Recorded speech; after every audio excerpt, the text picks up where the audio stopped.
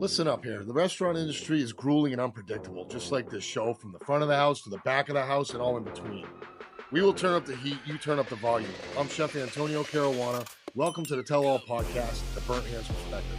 This podcast contains explicit and potentially offensive material. You've been warned. Now buckle up, bitches. Let's go. Sounds like good conversation. Good morning, good afternoon.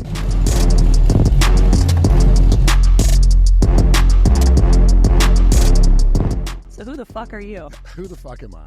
I am Chef Antonio Caruana. So I've been a chef for going on 30 years if you're going to talk about professionalism in the kitchen of getting a paycheck for cooking. My motorcycle world is just as strong, if not stronger. So I'm a Hells Angel. I'm in the Hells Angel Motorcycle Club.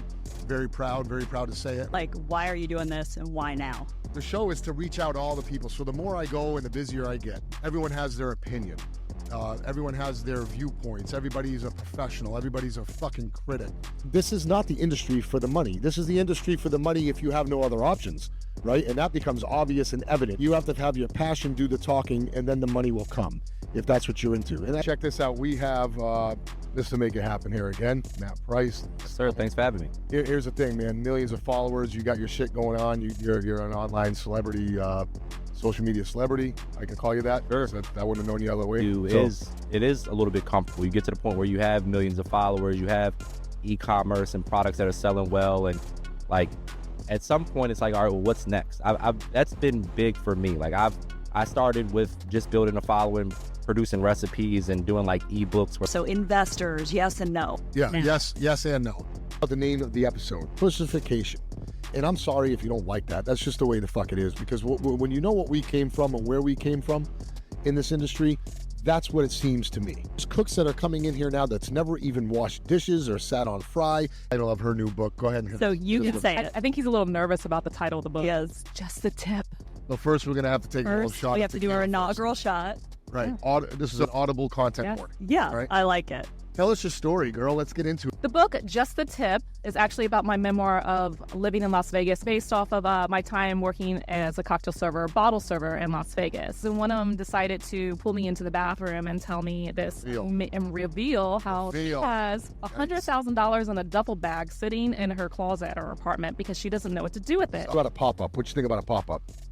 I can support a pop-up. Pop-up is good if you're trying to establish yourself. I don't have anything against it. My thing is, if you don't have the experience, if you don't have the knowledge, and all of a sudden you're that's right. That's exactly right. Where I cut my teeth in fine dining. I worked for many years, but we looked at the economy. It was 2008 when we opened. Yeah. So we looked at the economy. So we went a little bit more casual. Plus, I pulled the demographic up in the area, and the area said, "Man, you're not going to support the fine dining." I love a fine dining restaurant. I love the service. I love the way you've done everything here, but I can understand where he's coming from, because if you go into a place and they're charging you $125 a plate, you got to bring that shit.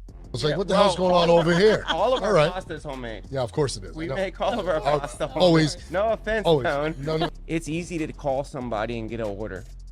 It's not easy to go to 5 different farms and pick your own stuff and get the best ingredients. People don't realize that when we say farm to table. Of course I don't have a fucking lamb field pasture out here. Yeah. You know what I'm saying? Of course I don't. Of course I'm not milking a cow over here.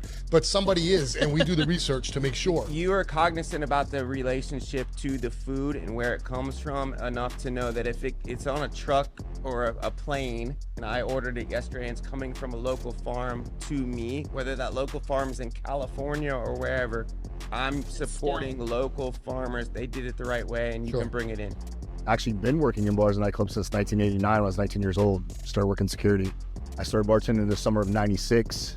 So where did you find out? Late 2000. What I just told you, where did you find out? What was your first enticements to, okay, well, maybe this is something I got to stick into. Fuck my master. Yeah, was it the money or the women? Mine was a little bit later because I went to Radford, which was insane anyway. It was just not even fair. Like what you understand how to talk to a woman is, and I worked in a bar. I was in a fraternity, worked in a bar.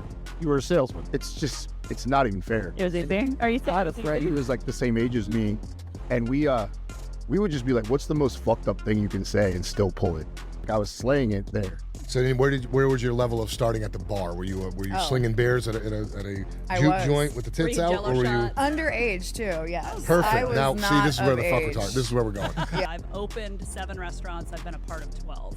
So that was over 15 years. And that really, I went into it as a cocktail waitress. The owner did not allow women to bartend. Whoa. Which is something that we can also talk about of eras because that's changed a lot. Do you think it's a bastardization of the cocktail, or do you think it's an evolution of the cocktail? Do you think it's too much, or do you think that it's just the way that the industry is going? I think it depends on like the level of integrity. Yeah. You know, like I think if you're changing something to make something better, then like that's good. Yeah. If you're changing something to make something different, there's like a 50-50 chance that that's dumb. Want a classic, or do you want a bastardized 80s version? And like, I don't understand what that means. I'm like, well, do you want the maraschino cherry that wasn't around 100 years ago? Do you want Muddled to in the drink like bottom? Pierce Bronson, or do you want to look like Jack Tripper? Right. Personally, I'm burned out from that. I just want a neat whiskey and a cheap, shitty beer. And the time I'm putting into some of those drinks where I got to come up and find the correct wood to smoke the wood, to put the glass over, like, I just want my fucking drink. You're my kind of customer. To be successful in any industry, especially this one. This industry is full of bullshitters. Somebody has to ring them motherfuckers around and ring them in like a ringleader. Somebody has to be that person. So you can run a crew of bullshitters all you want, but you can't be the one bullshit. Somebody has to be there. And if you do that and learn how to do that, you will be successful.